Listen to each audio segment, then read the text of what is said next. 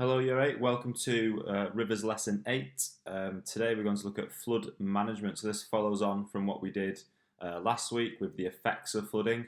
Now we're going to look at how we can manage floods to try and stop them happening in the future. So there are two main strategies that are used: hard engineering and soft engineering. So hard engineering involves building artificial structures which try to control natural processes. So I've underlined artificial structures for a reason. Artificial means kind of man-made, so things that humans do to try and stop flooding happening in the future. Soft engineering involves using natural materials to try and control natural processes. So natural materials is underlined because natural materials are things that we haven't maybe made ourselves, but we use them to try and control rivers and to try and reduce that flooding. So we're going to start by looking at some of these hard engineering strategies. The first one is dams. Okay, you'll notice the image on the screen there. We're showing a dam in Whalley Bridge, which was recently actually damaged after flooding. But usually they don't get damaged and they kind of stop flooding from happening. So there's some positives. They can be used for recreation, so people can go sailing in the lakes that are behind the dams. They can go fishing there. They can be used to store water for drinking, and they are effective against these large-scale flood events. So these flood events which don't happen very often. But on the negatives, they are very expensive, and large areas of land have to be flooded beforehand. So sometimes even villages get flooded when a dam is built.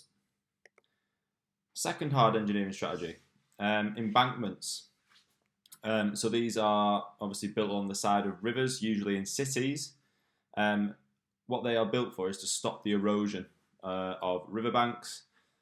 Again, for recreation, people can walk along them, cycle along them, run along them, so they're useful for that.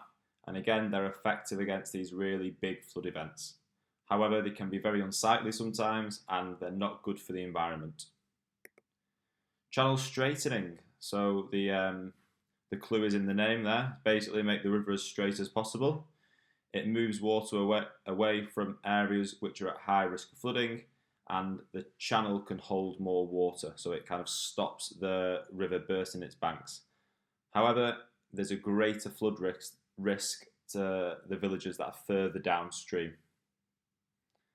Right, the final hard engineering strategy, flood relief channels. So this is building a second channel next to the main one to kind of help it out when there's lots of water coming down the river.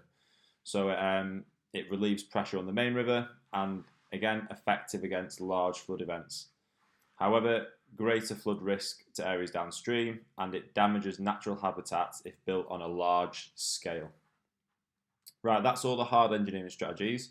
Now it's for the soft engineering strategies, the ones which try and don't use lots of concrete, don't involve building big walls or tunnels, a bit more of a softer approach. So first one is floodplains. So these are something that already exist, but floodplains can be used. They can be kind of made to flood before other areas.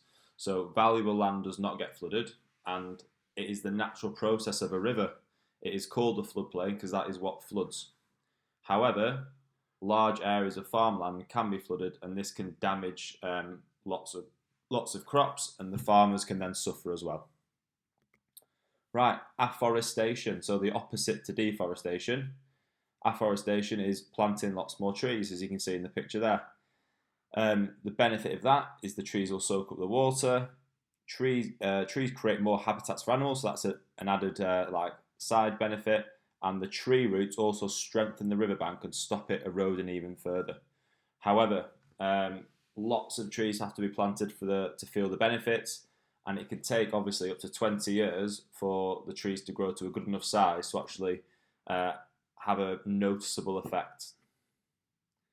Next one, floodplain zoning. So this is all about making sure all the valuable buildings, hospitals, schools, big factories, large housing estates are all built away from the rivers, and that leaves more space for the floodplain to be flooded when there is a flood event.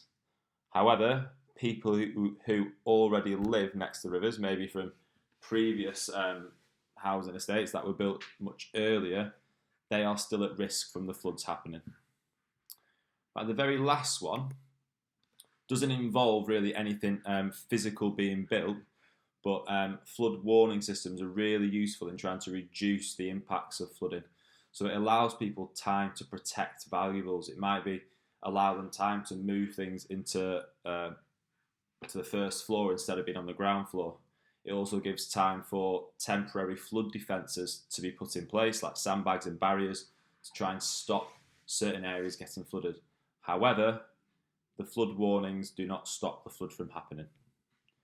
Right, so what I want you to do with all this information that's on this video, I want you to complete this table below. So you can either, I'll put the table on Show My Homework, you can either print it off, you can type into it, or you can make your own table, use that as a template. You need to fill in each strategy. Is it hard or soft engineering? What are the positives for it and what are the negatives? Quite simple task for you to kind of fill in this table, but it'll be really useful for next week's lesson. So what you need to do, watch the video, complete the table, and then complete the quiz. I hope you're all well and that you're completing all the work to the best of your ability.